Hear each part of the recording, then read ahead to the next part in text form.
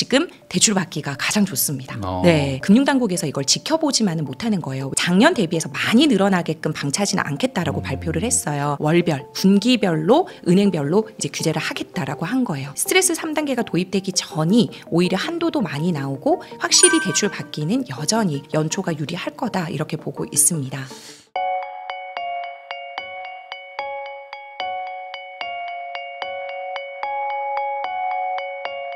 안녕하세요. 부인남TV의 부인남입니다. 최근 부동산 시장이 많이 달라지고 있다는 거 여러분들도 느끼실 텐데요. 그래서 모셨습니다. 이 대출력이라는 단어로 이제 유명하시죠. 풀팽님을 모시고 최근 대출 시장 분위기 어떤지 한번 이야기 나눠보도록 하겠습니다. 풀팽님 안녕하세요. 네, 안녕하세요. 반갑습니다. 네, 또 올해 또 책이 또 나왔어요. 네. 풀팽의 대출력. 네, 그래서 이게 대출력 하면 이제 저는 이제 풀팽님 생각이 많이 나더라고요. 네, 맞아요. 그만큼 대출 받는 것도 좀 노력도 필요하고 네, 맞습니다. 거기에 또 능력도 필요한 건데 네. 사실 저 대출 이렇게 상담해 주시고 하시면 네. 어찌 보면 시장의 반응을 가장 빨리 네, 아는 맞습니다. 거잖아요. 네. 집 사면 바로 대출부터 알아보니까. 맞습니다. 네. 그래서 지금 분위기가 도대체 어떤 건지 궁금합니다. 확실히 연초라서 이제 대출이 풀릴 것이다라고 하는 그 기대감 플러스 거래량이 1월에는 약간 잠잠하고 좀 지켜보다가 2월에는 확실히 문의 수요도 그렇고요. 이제 거래 건수도 많이 늘었습니다. 네. 작년에 사실은 이제 24년 9월 이후로 스트레스 DSR 2단계가 도입이 되면서 그리고 은행이 자율적으로 규제를 하면서 이제 거래량 자체도 좀 줄어들고 가계 대출도 이제 좀 줄어들었지 않습니까? 근데 거기에 약간 상반되게 연초가 돼서 풀린 경향도 있지만 확실히 이제 사람들이 이제 연초가 되니까 MCI나 MCG 같은 반공제 해주는 그런 상품도 가입이 가능하겠지 하면서 문의도 늘어나면서 네. 확실히 은행이 영업하는 속도와 함께 이러한 거래량도 조금씩 회복하고 있다. 그래서 1월보다는 2월이 확실히 거래량이 늘었다는 걸 알 수 있고요. 네. 저희한테 이제 뭐 상급지로 갈아타는 문의 수요라든지 또 이제 생일지초 주담대에 관한 문의 그리고 내 집 마련이라든지 또는 다주택자들이 또 비주택에 관한 문의들 법인 투자에 관한 문의들도 이제 쏙쏙 이제 들어오고 있어요. 사실 막 활발하게 막 일어나는 그런 시장은 아닌 것 같고 그러나 대출 수요 문의 그리고 대환 문의가 많이 늘어났습니다. 대환 문의가 네. 한 몇 달 전과 좀 많이 네. 달라요. 왜냐하면 이게 저희가 2019년, 20년, 21년 불장을 겪으면서 그때 이제 혼합금리로 이제 고정금리를 선택하셨던 은행 대출을 사용하셨던 차주분들이 네. 이제 지금 이제 24년, 25년이 되면서 그게 변동금리로 돌아가면서 생각보다 금리가 많이 낮아지지 않았다. 네. 그래서 지금 이제 좀 중도상환 수수료도 없고 하니까 다른 대출 한번 알아보면서 대환 문의 수요가 이제 늘어나고 있고요. 그리고 확실히 지금 이제 토지 거래 허가가 풀리면서 이제 잠삼 대청에도 갭 투자가 가능해졌지 않습니까? 네네. 전세 끼고 살 수 있으니까. 근데 거기에 생애 최초 후순위 주담대라든지 여러 가지 대출 활용 능력을 이용하고자 하는 그런 금융 소비자들의 문의가 늘어났다. 이렇게 보시면 되겠습니다. 그 지금 잠실 그 삼성동 대치동 해가지고 네. 지금 거래가 뭐 막 급등한다 이런 얘기들이 막 언론에서 나오곤 네, 있는데 네. 아직 실거래가 막 찍히거나 그러지는 네. 않았어요. 좀 아직 네. 시간이 얼마 안 돼서 그러다 보니까 거래가 됐냐 안 됐냐 가지고 또 의견이 맞아요. 분분하기도 한데 실제 그 유의미하게 그 지역에서 지금 뭐 문의 매수라든지 네. 아니면 뭐 대출이 실제로 나가는 일이 네. 늘었나요? 이제 지금 저희 자서 쓰는 기준으로 이제 좀 봐야 될 것 같기도 하고 네. 또는 문의 기준으로 좀 나눠서 봐야 될 것 같기는 한데요. 예를 들어 이제 송파 모 대단지 같은 경우에는 계좌가 안 나온다. 그러니까 제가 이제 사실 거기서는 바로 부동산 소장님이 대출 대여하고 이제 저한테 그렇죠, 문의가 그렇죠. 오시거든요. 그리고 이제 다시 바로 접수를 해주시기도 하는데 그런 곳에는 근데 소장님 이렇게 해서 이렇게 대출 됩니다라고 말했는데 그 다음에 들어오진 않아요. 물어보면 매도자가 안 네. 판다. 그러니까 계좌가 안 열렸다. 그러니까 네. 대출 문의 수요는 많고 그다음에 이렇게 대출 해주세요라고까지는 왔는데 실제적으로 거래가 일어나는 거는 그렇게 많지는 않은 것 같은데 네. 한 번 일어난다라고 하면 신고가를 찍고 있는 건 확실한 것 같습니다. 그래서 25평 같은 경우에도 저희가 19억 7천짜리도 이제 하나 해드린 적이 있었는데 네. 그것도 사실은 20억 이렇게 매도자가 원했는데 19억 7천으로 했다가 그다음 바로 21억, 22억 이렇게 되는 건데 이제 실거래가 아직 찍혀 있는 것 같지는 않고요. 서로 이제 계좌를 이제 주고 받고 있는 중인 것 같고 그리고 이제 이렇게 되다 보니까 이제 잠삼대청에 있는 리센츠나 엘스 아파트 같은 곳에도 이제 같이 중개를 하시는 분들이 많잖아요. 여기 송파구 네네네. 쪽에서도. 그럼 같이 이렇게 차라리 여기가 지금 안 될 것 같고 매도자가 이럴 것 같으면 조금만 더 대출을 받아서 거기를 살까? 이렇게 하면서 같이 매물 문의가 같이 오고 계세요. 그래서 그게 실제적으로 실거래가가 찍히는 실거래로 이어지는 활발한 시장은 아니지만 확실히 이것을 이제 거래로 이어지게끔 하는 대출 문의는 많이 늘어났다.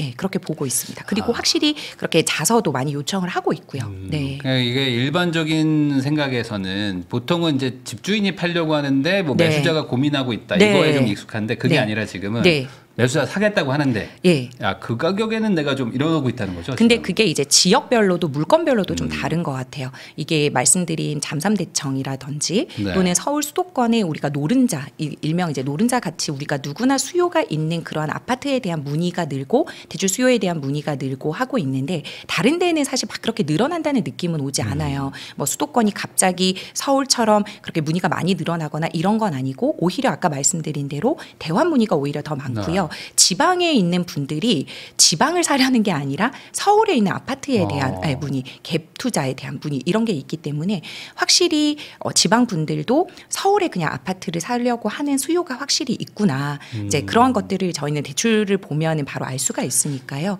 네. 지방 분들이 지방 사겠다고 말하는 것보다 서울 네. 사겠다가 네. 더 많아요. 네, 더 많아요. 지금 더 많아요. 네. 아. 그래서 왜냐하면 저희 이제 수강생 같은 경우에도 이제 뭐 부산이라든지 울산이라든지 네. 또는 광주 이런 곳에서도 이제 많이 문의가 오시는데 그런 분들도 이제 당신이 살고 계시는 실거주에 대한 그 지역에 있는 아파트에 대한 문의보다는 지금이라도 어차피 같은 비규제 지역이니까 대출 막히기 전에 또는 규제 지역으로 묶이기 전에 여기를 사는 게 낫지 않을까요? 이렇게 고민을 하면서 차라리 이제 보유만 해도 되는 서울의 비규제 지역을 좀 더 바라보고 계시는 것 같아요. 네. 이게 아무래도 그 트렌드는 계속되고 있다. 네, 네.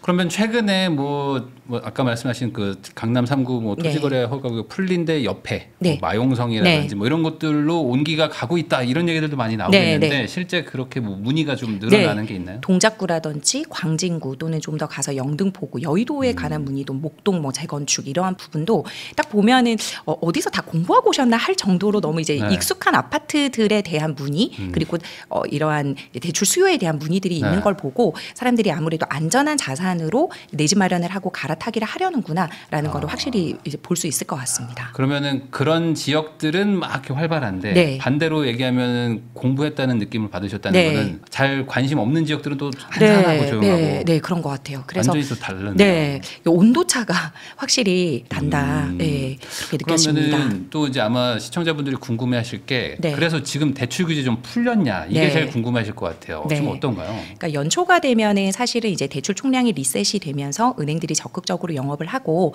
그리고 이제 적극적으로 영업을 하는 시기가 이제 상반기잖아요. 특히 지금 2월부터 시작해서 3, 4, 5, 6월에 사실은 은행에서는 영업을 거의 끝내려고 하고 그래야 이제 맘 편히 은행원들도 이제 7, 8월에 휴가를 가니까요. 예, 그래서 네. 이제 사실은 휴가 6월에 때문에 그런 거였어요? 사실 제가 이제 아. 다니던 은행 같은 경우에는 그래도 이제 그 목표시가 있어요. 목표치를 2월 초에 왜냐하면 1월과 7월에는 인사이동이 좀 많고, 그렇구나. 예, 그렇게 해서 이제 지점장님 새로 오시고 팀장님도 이제 새롭게 그러면은 오시면 휴가 갈 때 눈치를 좀 받을 수도 있다. 왜냐하면 이제 창구가 비게 되니까요. 아. 그러면 그만큼 이제 만약에 계속 대출이 일어날 것 같으면 눈치가 보이겠죠. 그 네, 휴가에 네, 가기가. 네, 네. 그러니까 이제 휴가도 원만하게 돌아가고 그다음 인사도 잘 인수인계를 받으려면 적어도 2, 3, 4, 5, 6월에 목표치를 조금 어느 정도 반 이상은 달성하기 해놔야 위해서 되는구나. 네. 예, 보통은 이제 은행들이 그런 식으로 돌아가고 있고요. 그렇기 때문에 지금 대출 받기가 가장 좋습니다. 네. 그래서 지금 그런데 문제는 2월 27일 날 가계부채 관리 방안이 나왔습니다. 네.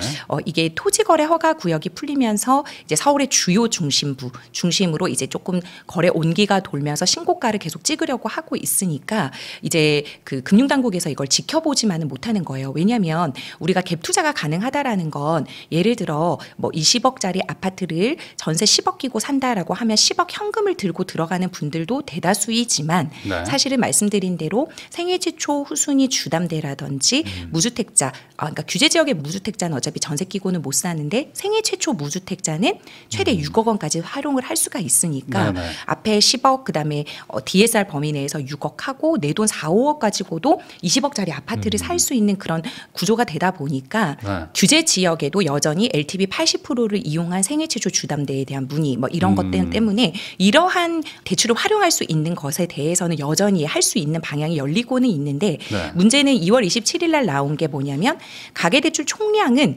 작년이랑 경상 성장률 범위 즉 3.8% 네. 이내로만 증가시키는 것을 동일하게 가져가겠다. 그렇기 때문에 작년 대비해서 많이 늘어나게끔 방치하지는 않겠다라고 발표를 했어요. 네. 그렇게 되다 보니 작년과 비슷하게 이게 총량 규제가 들어가니 사람들이 작년에 연말로 갈수록 대출을 받기가 힘들어졌다. 네. 그러니까 오픈런 현상이 발생할 수도 있는 거잖아요. 네. 그러니까 지금 어차피 같은 총량인데 빨리 받는 사람이 유리하게 되다 보니까 은행 간에도 지금 빨리 그냥 상반기에 영업해 버리자 이런 심화 구조가 들어갈 수가 있으니까 이번에 나온 게 뭐냐면 월별 분기별로 은행별로 이제 규제를 하겠다라고 한 거예요. 네. 즉 연말로 가서 서민 실수요자들이 필요한 대출을 못 받는 경우를 없애기 위해서 선제적으로 대응했다 이렇게 보시면 될 것 같고요. 네. 그래서 이제는 각 은행별로 월별로 이만큼 분기별로 이만큼 대출 총량을 채우겠다라는 걸 곧 발표를 할 것 같습니다. 그래서 작년에 비해서 우리가 오픈런 현상이라든지 연말로 갈수록 대출을 못 받아서 뭐 애매하게 서민 실수요자들이 피해보는 그런 구조는 많이 줄어들 것 같고요. 이게 어떤 식으로 정해질지는 각 은행마다 규정이 나와봐야 될 것 같아요. 예를 들어 뭐 주택담보대출이 이 정도 할 거다 또는 전세자금대출은 이렇게 할 거다 또는 그렇게 할 건지 아니면 전체적인 대출의 규모를 이 정도로 할 거다라고 할지는 각 은행별로 이제 나와봐야 알겠다. 그런데 작년이랑은 다르게 가계대출 총량 규제는 그대로 가져가나 월별 분기별 규제는 더 들어갔다. 이렇게 보시면 되겠습니다. 이거 예전에 몇 년 전에도 이런 거 한번 했었는데 그때는 월별로 이렇게 규제를 하다 보니까 월말에 가면 대출 안 나온다고 그때 미리 뭐 예약하고 그쵸. 월 초에 가서 받고 막 줄 서서 가고 막 이런 거 했었거든요. 네, 그래서 이제 모 은행 같은 경우에는 일별 한도도 두겠다고 했어요. 그래서 이제 각 은행별로 어떤 식으로 할지를 한번 지켜봐야 될 것 같고 이게 아까 말씀드린 대로 대출 종류에 따라서 전세자금 대출은 이 정도, 주택담보대출은 이 정도 할 건지 아니면 그 모든 대출을 하나의 총량으로 묶어서 일별, 월별, 분기별로 할 건지는 그 은행별로 한번 살펴를 봐야 되겠다. 근데 네. 이게 은행 입장에서 생각해 보면 네. 이게 지금 수요가 대출 수요가 뭐 연초에 몰렸다가 뭐 연말에는 또 줄어들 수도 있잖아요. 네. 그러니까 그런 것들이 불안하기 때문에 미리 영업을 좀 하는 것도 있을 네. 텐데 정부 입장에서는 그냥 12달 다 쪼개가지고 하라는 거잖아요. 네, 네. 그러면은 연말 가서 수요가 없으면 어떡하냐 이거죠. 수요가 없으면 이제 그럼 실적을 못 미달하게 되는 거잖아요. 근데 그렇게 되지는 않을 것 같은 게 네. 이제 그 정부에서도 이제 보니까 어느 정도 정책자금 대출의 규모, 즉 60조 정도가 가계대출 총량 규제에 포함이 됐거든요. 네. 그래서 이제 디딤돌 대출이나 버팀목 대출의 금리는 오히려 상승했지 않습니까? 네. 그게 2월 24일 날 이제 발표한 거에 따르면 3월 24일부터 디딤돌 대출이라든지 버팀목 대출 같은 정책성 자금 대출에 대해서도 금리를 1, 2%가 아니라 2, 3%대로 쓸 수 있게끔 하겠다. 즉 이것도 대출 총량 규제에 넣어서 60조 이상은 이제 나가지 못하게 하겠다. 그리고 그 동안에 은행들이 얼마만큼의 대출이 나가는지에 다 그 규모의 경제가 있기 때문에 네. 나중에 대출이 안 나가서 어떻게 해요? 이렇게는 걱정을 안 하시고요. 근데 이제 실적이 만약에 미달이 될 것 같으면 또 영업을 어떤 식으로 하냐면 MCI, MCG를 가입을 하게 해준다든지 또는 우대금리를 통해서 금리를 낮춰서 지금 이제 좋게 대출을 받을 수 있는 환경을 열어주겠죠. 네. 그러면 신규 차주가 유입이 될 수도 있는 거고 대환을 중도상환 수수료를 면제해준다든지 지금 안 그래도 올해 중도상환 수수료가 50% 이상 면제가 됐거든요. 네. 그래서 그러한 것들을 좀 더 활용할 수 있게끔 금융 소비자들을 이제 불러일으킬 수 있는 거는 굉장히 많이 있어요. 은행에서는. 그렇기 때문에 오히려 대출이 안 나가서 걱정하는 것보다는 정해진 그런 대출 총량을 벗어나는 것을 걱정을 해야 될 거다. 이렇게 보고 있는 것 같습니다. 그러면은 결과적으로 네. 이렇게 규제를 한다고 치면은 이 소비자 입장에서는 네. 그냥 뭐 아무 때나 받아도 되는 건가요? 아니면 그래도 또 연중엔 받아야 되는 거래요? 그럼에도 불구하고 저는 대출은 될 때 받는 게 좋다라고 생각을 하는데요. 이게 연말로 갈수록 사실 이 대출 규제가 어떻게 될지 알 수가 없어요. 지금 2월 27일 가계부채 관리 방안을 보면 스트레스 DSR 3단계를 예고한 대로 7월부터 시행을 하겠다고 말을 했거든요. 네. 이 스트레스 DSR이라고 하는 것 자체가 실질적으로 우리의 금리가 오르는 건 아니지만 가상금리, 스트레스 금리를 줘서 내 대출 한도를 낮추는 그러한 규제잖아요. 그런데 지금 같은 경우에는 서울 수도권은 1.2%의 가산금리를 붙이고 있고 네. 변동금리 차주에 한해서 그리고 비수도권 같은 경우에는 0.75%를 붙이고 있단 말이에요. 근데 이게 스트레스 3단계가 되면 1.5%는 무조건 적용을 하게 되어 있어요.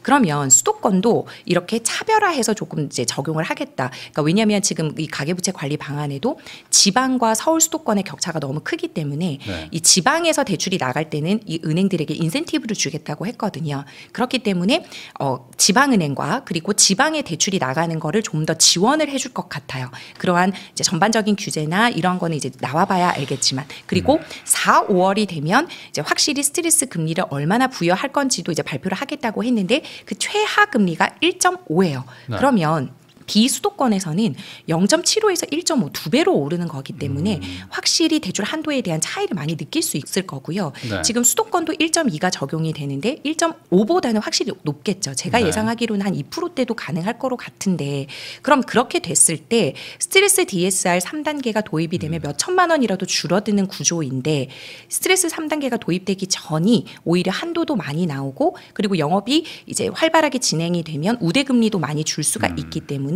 금리와 한도 면에서 확실히 금융 소비자의 차주에 대한 부담이 줄어들기 때문에 확실히 대출 받기는 여전히 연초가 유리할 거다 이렇게 보고 있습니다.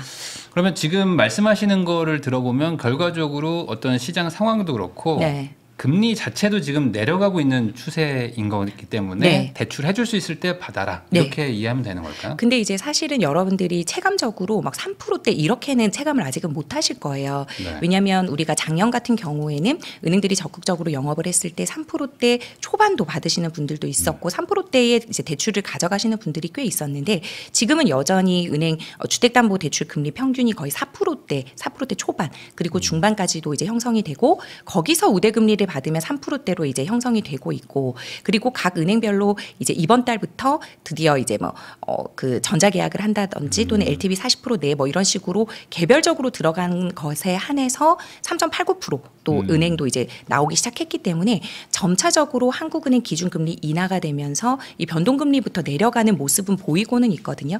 근데 은행이 적극적으로 이 가산금리를 내리면서 영업을 못하고 있는 게 대출 총량 규제에 막혀 있기 때문이에요.